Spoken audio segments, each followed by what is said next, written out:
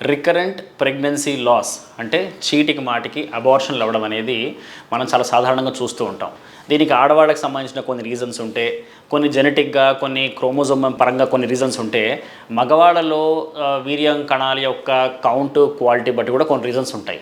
So ఎప్పుడైతే మగవాళ్ళ వీర్య కణాల యొక్క కౌంట్ బాగుండి క్వాలిటీ బాగుండదో అప్పుడు మనకి రికరెంట్ ప్రెగ్నెన్సీ లాస్ అనేది చాలా కామన్గా కనపడుతూ ఉంటుంది.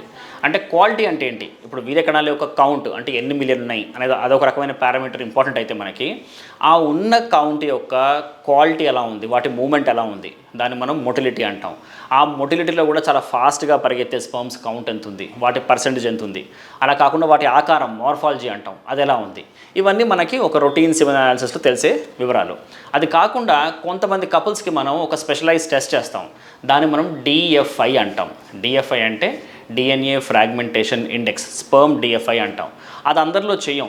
ఎవరికైతే మగవాళ్ళ యొక్క వయసు 35, 36 వయసు భయమైన వాళ్ళు ఉంటారో, పెళ్ళైపోయి ఒక 6 ఏళ్ళు 8 ఏళ్ళు అయి ఉంటుందో, వాళ్ళకి చీటికి మాటికి ప్రెగ్నెన్సీ వస్తుంది కానీ మిస్క్యారేజ్ అయిపోతుందో, ఆర్ వాళ్ళకి ఐవీఎఫ్ లాంటిది ఐఓఐ లాంటిది చేసినా కానీ చీటికి మాటికి ఫెయిల్ అవుతుందో, అలాంటి పేషెంట్స్లో మనం డిఎఫ్ఐ చేస్తాం.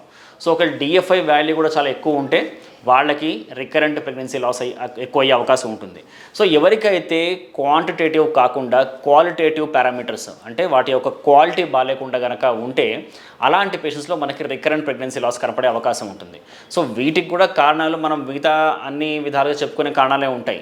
స్మోకింగ్ ఒకటి, ఒబేసిటీ ఒకటి, డయాబెటీస్ ఒకటి, సరిగ్గా టైంకి నిద్రపోకపోవడము, చాలా స్ట్రెస్కి బాగా గురవడము, అవి కాకుండా వరబీజాల్లో కూడా ఏమైనా సమస్యల వల్ల కూడా ఈ డిఎఫ్ఐ పెరిగే అవకాశం ఉంటుంది. వ్యారికోసిల్ ఇలాంటి సమస్యలు కూడా ఉంటాయి. సో కరెక్ట్గా కారణం కనుక్కొని ఇంకా మనం కరెక్ట్గా మనం ట్రీట్ చేయగలిగితే కనుక ఈ పేషెంట్స్లో మిస్క్యారేజ్ అనే ఇన్సిడెన్స్ మనం తగ్గించే అవకాశం మనకు ఉంటుంది.